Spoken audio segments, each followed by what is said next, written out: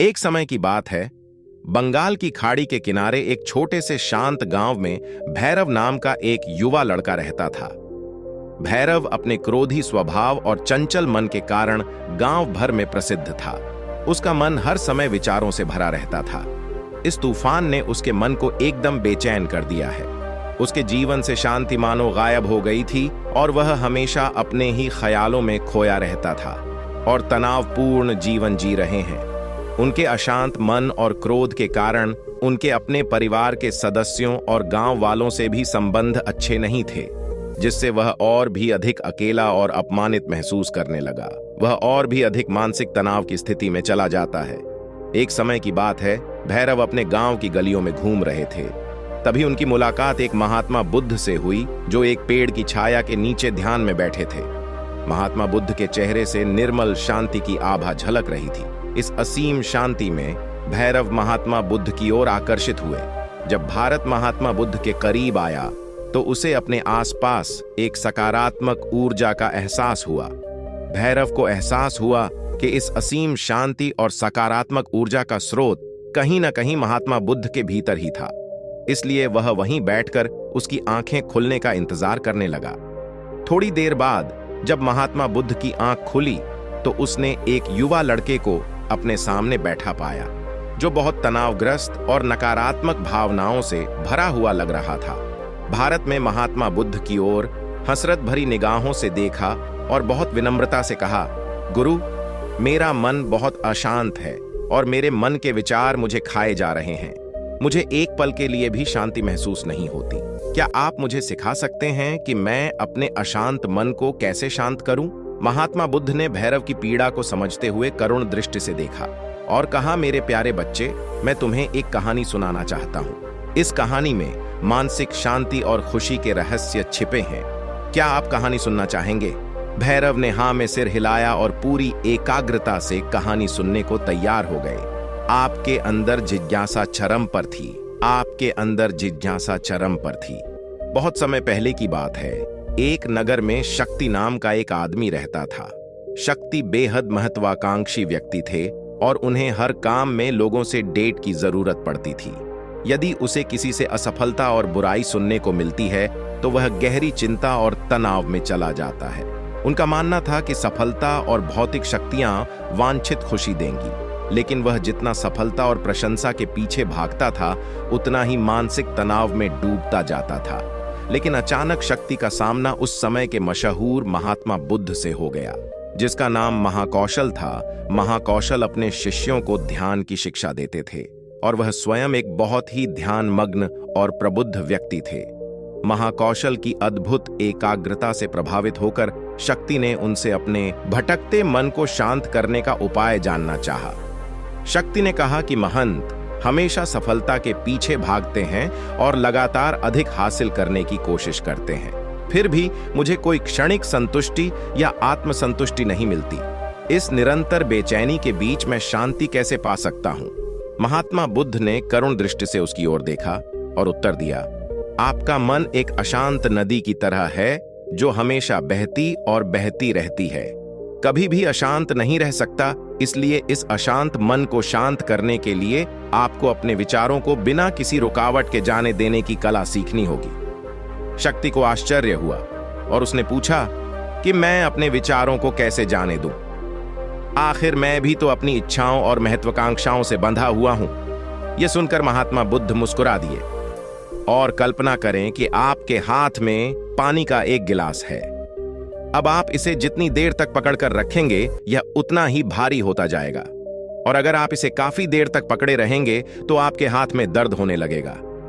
लेकिन अगर आप उस पकड़ को ढीला कर दें और छोड़ दें तो आपका बोझ खत्म हो जाएगा।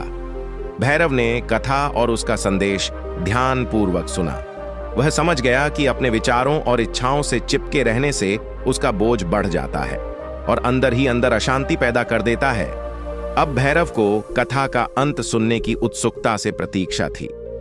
महात्मा बुद्ध ने कहानी जारी रखते हुए कहा कि शक्ति ने महात्मा बुद्ध के शब्दों के बाद विचारों को छोड़ने का अभ्यास करना शुरू कर दिया। वह बिना किसी पूर्व निर्णय के अपने विचारों और भावनाओं को आते और जाते देखता है। अब उसने विचारों को पकड़ना बंद कर दिया था। विचार उठते थे और अपने आप चले जाते थे। धीरे धीरे उसे यह एहसास होने लगा कि उसकी इच्छा और भावना भी सभी दुखों का कारण है। जैसे जैसे शक्ति ध्यान में गहरे उतरते गए, उन्होंने पाया कि वर्तमान में जीना ही आंतरिक शांति का एकमात्र स्रोत है। वह खुद को वर्तमान में स्थापित करके अपने मन की निरंतर बकवास से छुटकारा पा सकता है।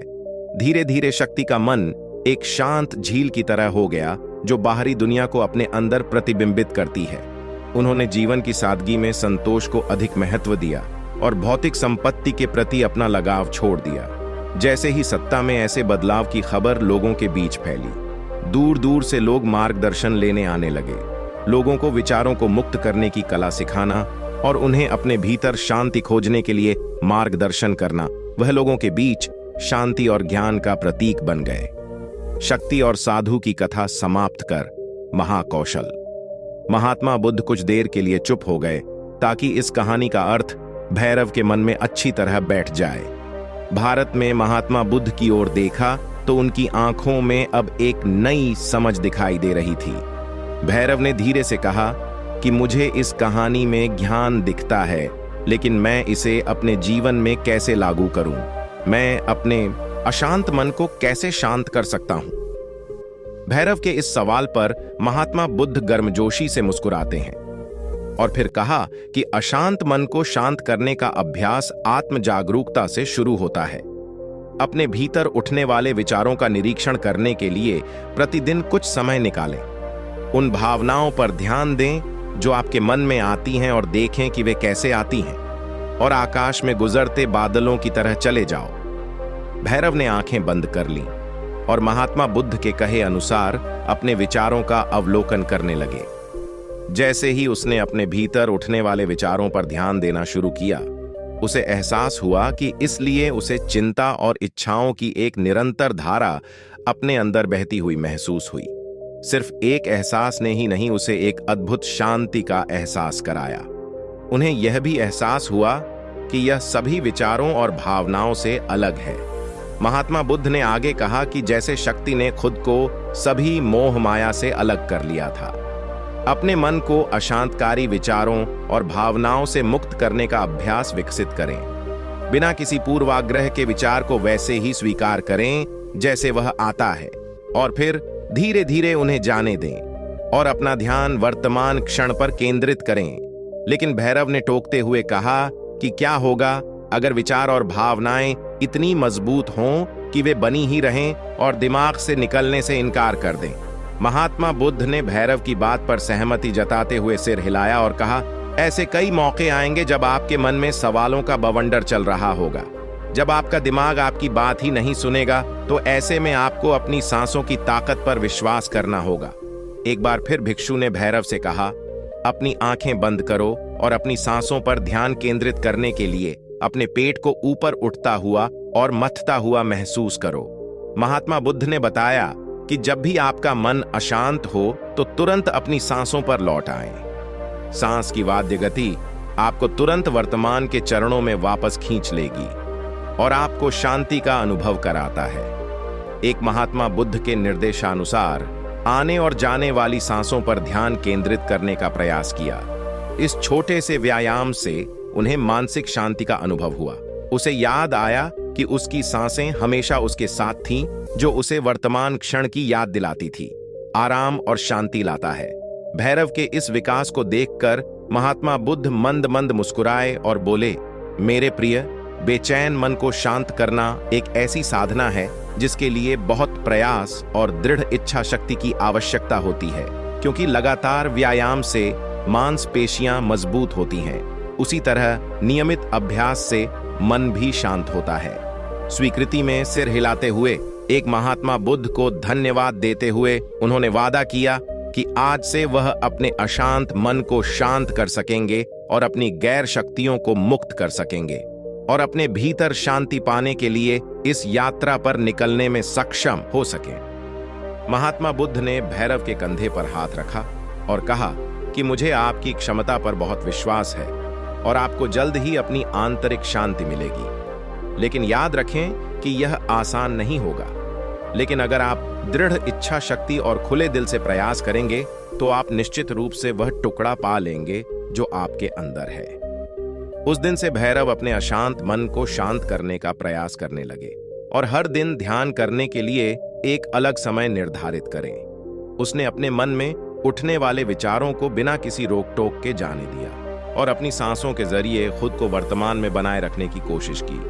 समय के साथ अभ्यास करते हुए भैरव को अपने अंदर शांति का अनुभव हुआ। जैसे जैसे समय बीतता गया, भैरव को ज्ञान और शांति का स्रोत कहा जाने लगा। ग्रामीण अपने अशांत मन को शांत करने के लिए भैरव के पास आते हैं।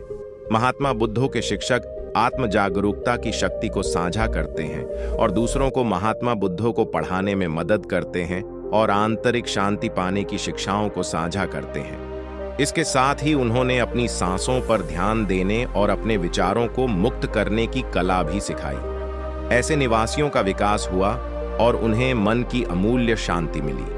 महात्मा बुद्ध की शिक्षाओं और भैरव द्वारा संचालित अभ्यास के माध्यम से विचारों को त्यागने और वर्तमान में जीने की कला दूर दूर तक फैल गई है।